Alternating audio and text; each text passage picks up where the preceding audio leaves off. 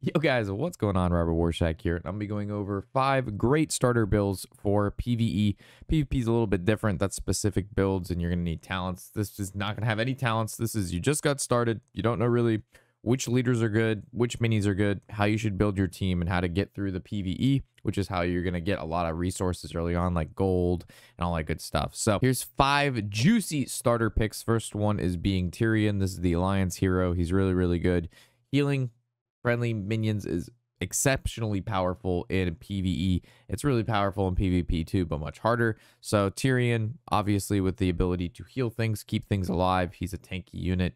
I'm not sure Tyrion has actually ever died in this game. He just lives forever, especially when you can get talents on him. He's really good. Doesn't do a whole lot of damage, but he doesn't die, and he's healing everything else around him who is dealing damage. However, somebody who does do a ton of damage is the Huntress. This is your Omega damage dealer, and how you're basically you want to keep this unit alive as long as possible because it just kills everything in its path, especially when you can talent it, but you don't need a talent for this to do damage. All right, we got a lot of tanks. Putting 4 footmen in front and then Tyrion behind them is really good in PvE because it kind of just walks down a lane. It'll kill everything in its path. You can also put like footmen and then a huntress behind it. If like the boss puts a harpies or some like drake or some sort of flying unit, the huntress can deal with that. Later on, when you start getting talents, there are better minis than this, but just at the start, this is a fine tank. Prowler, one of my favorite units in the whole game, undervalued by almost everybody. I put this into a lot of builds.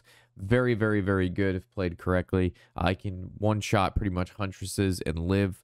It's really good at getting to locations quickly to take them, like chests, meeting stones. I can take towers quite nicely because of the charge effect. So Prowler, really good, super underrated. You'll like them a lot. We have the Defias Bandits. For 1 gold, there is no greater value than the Defias Bandits. Not only do you summon 2 of them, they go stealth, they stun the first target that they attack, they deal a decent amount of damage, and then if they live, which they might because they stun the target and that guy can't attack and you're hopefully killing it, they go re-stealth and can do it all over again. They actually re-stealth themselves and can re-stun the first target again. So for 1 gold, these guys are like actually cracked. Harpies. This is going to be a bread and butter unit on all your comps. Harpies is like one of the best flying units, if not the best flying unit in the entire game. There's 3 of these bad boys. They do a shit ton of damage. They cost a gold each, 3 gold total.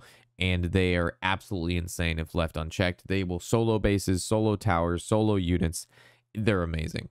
Harpies are really good. And then you have Quillbore, one of the best ground units, unbound units, if not the best. I use this guy not for his damage. You use him because he's unbound. You can put him anywhere on the map, and you use him as a meat shield for all of your other stuff.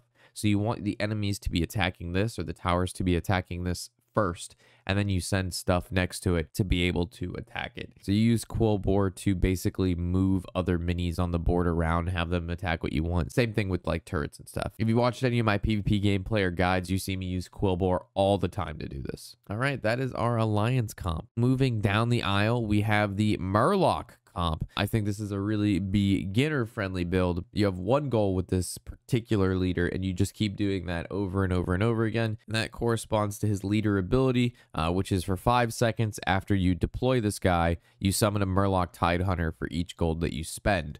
So you want 10 gold, you play Old Merc guy, you spend the remaining of your 6 gold. That means you're going to summon 6 Tidehunters, which are basically just little Murlocs, and then you have a giant Murloc army. You just keep repeating the process. When Merc Guy is on your bar, you saved a 10 gold, you do the same thing. If you've played Hearthstone at all, he's like the face hunter in Hearthstone. Due to the fact that you want to cycle through all of your units quickly so you can keep summoning Old Merc Guy, we use the Null Brute. This guy is pretty good because he's not only a tank, he does AoE cleave in front of him. And we don't really need too many rangers in this build because we have the Tidehunters, which come from Old Merc Guy, to be able to attack the range units. So we just want nice beefy units to put in front of the Tidehunters so they can be protected while they throw their little spears. Prowler is another great tank beast who's really fast, gets ahead of the game, protects the little Murloc Tide Callers, and doesn't cost that much gold. Quillbores again, same thing, very cheap beast. Can play him out to protect the Tidehunter or the Tide Callers, whatever you want to protect, Quillbore is there. We have Harpies. Even though our Tide Callers are ranged and they're really good and Harpies are kind of soft, you still need ways to, if your opponent plays a Gargoyle at you or they play an Abomination, Harpies will just solo those things. They will never reach your base. Harpies will kill it and then keep moving. So having some defensive plays or just having Harpies in your squad period is good. Defias Bandits, very similar to our Alliance build. 1 gold, cycle, find an old Merc Eye. It's just a very solid unit for this build. And then we have some Murlocs of our own. We have the Murloc Tide Hunters themselves. They have a pretty good talent later on with this build where they get a little bubble shield and you get 2 of these for free. So when you spend 2 gold, you get 2, and then you play these, you get 2. So you get basically, when you have the old Merc Eye with this, you're getting 4 Murlocs for the price of 2 gold, which is half a gold a Murloc, and they're pretty good. So the Murloc Swarm build here, you can't get any more face and you can't get any more straightforward than this particular build here. You want to do the same thing every single time you have 10 gold, and you just swarm the board. Moving to a leader that's a lot more expensive, but very, very cool. It's Rend Blackhand. So this guy is riding a dragon. The dragon, when he's on it, breathes fire. So he's like a ranged flying unit. And then when the dragon dies, he turns into a melee tank, which is pretty cool. And he charges in the battle. He doesn't really do a ton of damage in melee form, but like he's pretty tanky, which is pretty sick. The leader ability on this guy is your flying units cost 1 less, but not less than 3. So there are some pretty cool things you can do with like Gargoyle or Harpies or Drake because they're super discounted, which is really, really nice. So of course, looking at the team, we got the Drake. 3 mana, a 3 gold Drake is really good. It does a ton of damage. The only downside to this particular unit is its range of attack is very short. So it can get outranged by stuff like Huntress and Murloc Spear guys. A tank that I really like for PvE is the Fire Elemental because you're able to put him down right next to your base if your base is getting attacked by like a large swarm of enemies. And then he kind of has like an AoE cleave in front of him and it does a lot of damage and he's a tank. So he's like an AoE attack cone tank. Just a solid unit, really good in some PvE fights, and overall not that bad. Moving to Gargoyle, a flying unit that's going to win you a ton of games. This thing like 3 or 4 shots towers. It'll kill a boss extremely quick. It's hella tanky, and defending this guy or having it soak damage while your other guys do damage is really, really good. This guy's going to single-handedly win a lot of your PvE games early on if you can defend him and heal him. Yeah, Gargoyle is really, really good. Highly recommend picking this guy up. Harpies. So even though Ren doesn't discount these to 2, they're still really, really good, especially when you can pick up the mining talent on them. They cost 4, and then Ren puts them back to 3, so they essentially don't cost any more, and you get the mining trait. So really, really good in the Ren build. Really, really good in general. Huntress, we've been over this one before. She does mega damage, super mega damage. We have a decent amount of tanks in this build, whether it's Gargoyle, Fire Elemental, Rend. So she has a decent amount to work with of people in front of her so she can do the work that she's supposed to do. And another tank, Quillbore. Wouldn't be a build. Wouldn't be a Warshack build without our boy Quillbore. This guy's amazing, regardless of having a talent or not.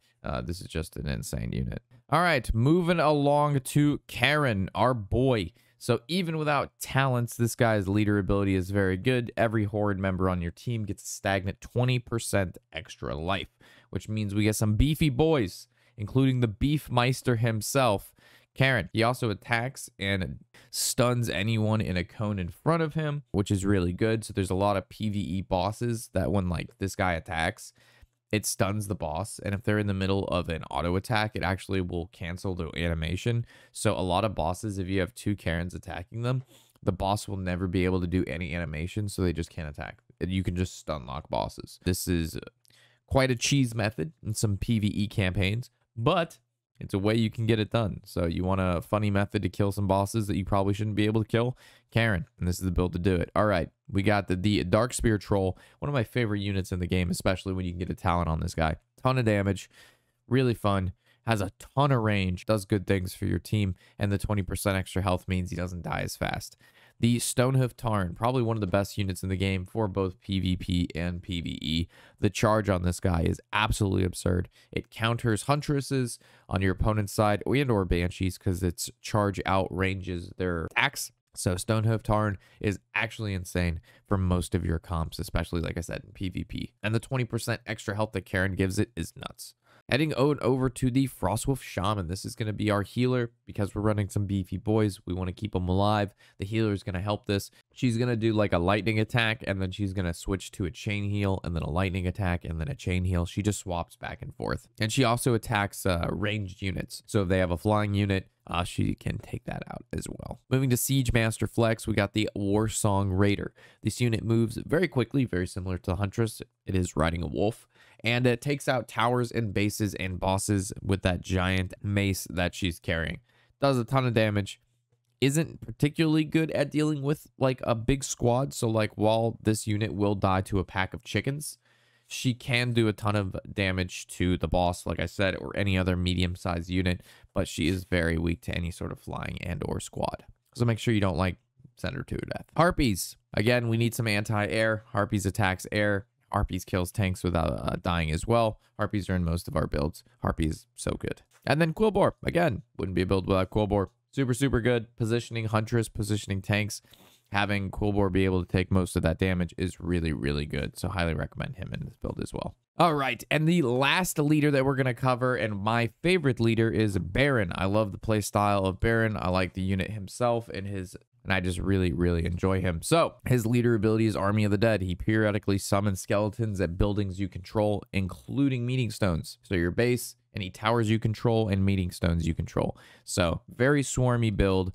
You're summoning skeletons all over the place. Your opponent is constantly having to deal with them. What really sends them over the top for PvE and PvE is the talent that turns your skeletal warriors into mages for this. But talentless, he's still very, very powerful. And a tank that's very powerful that's Plague is going to be the Abomination. So what's cool about this guy is he actually grips the farthest ranged unit your opponent controls from him, pulls him in, and then attacks him with a cleave. So Huntress, big in PvP, big in PvE. You're going to see a lot of this. Him gripping a Huntress or some sort of ranged person that's owning you in the back. He does it all the time. And very tanky, and he cleaves. The worst thing ever is having a tank, and it's a single target tank, and it doesn't kill, like it dies to chickens. We don't want this. So we want tanks that actually tank things and kill everything in its path.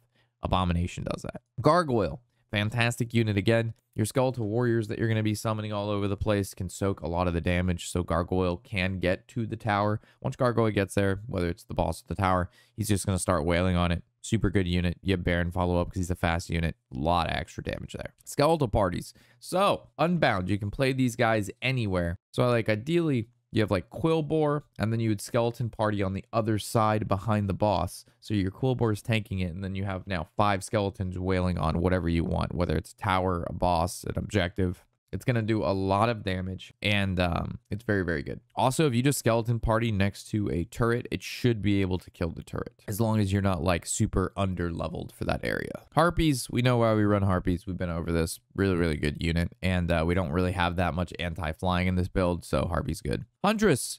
Ton of damage. Again, you put Abomination, Baron, and or Quillbore in front of Huntress, and she's just going to pretty much kill everything. She's in a lot of builds because she's just really freaking good. And then Quillbore, again, these unbound units that you can put anywhere and position your opponent's stuff. Like I said, really, really, really, really good. A lot of builds are going to have this. It's a very popular unit, and the reason is it's because it's one of the best. So with that, those are my top 5 talentless builds for you guys to use in PvE. You can bring these to PvP, but remember, people are going to have talents, and depending on like which tower, which week, which map, different heroes, different abilities, different talents do better. So there's not like a one shoe size fit all for PvP. However, for PvE, I can say that these are the comps that I used when leveling them up. So with that, enjoy, guys. And as always, I'm Robert Warshack, and happy whatever the hell day it is.